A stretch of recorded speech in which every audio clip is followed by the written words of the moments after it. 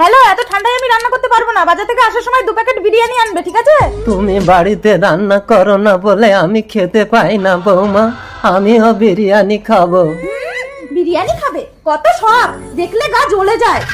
বিরিয়ানি এনেছি প্রিয়া, এসো গরম গরম খেয়ে নাও। খুব খিদে লেগেছে, আমিও খাবো। এই গেট বন্ধ করো।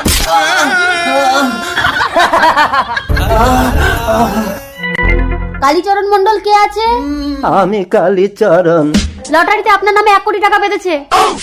আমি তো কোনোদিন লটারি কিনিনি। বাবা তুমি না খেয়ে কি শরীরের অবস্থা কি করেছো? চলো বিরিয়ানি খাবে। ঠিক আছে, বাবাকে আমি বিরিয়ানি খাইয়ে দিচ্ছি। তুমি বাজারে গিয়ে বাবার জন্য নতুন জামা কাপড় কিনে আনো। আমার কাছে তো শুধু তোমার শাড়ি কেনার টাকাটাই আছে। আরে 1 কোটি টাকা পেলে কত শাড়ি কেনা যাবে, তুমি যাও তো। বাবা চলুন, বিরিয়ানি খাবেন। হ্যালো দাদা, সরি, লটারির 1 কোটি টাকাটা আপনার বাবা নামে বাঁধেনি, ওটা অন্য কালীচরণ মন্ডল ছিল। হ্যালো প্রিয়া। শান্ত হও প্রিয়া, সবাইকে বলবে বিরিয়ানি লেগ পিস গলায় বেঁধে বাবা মারা গেছে।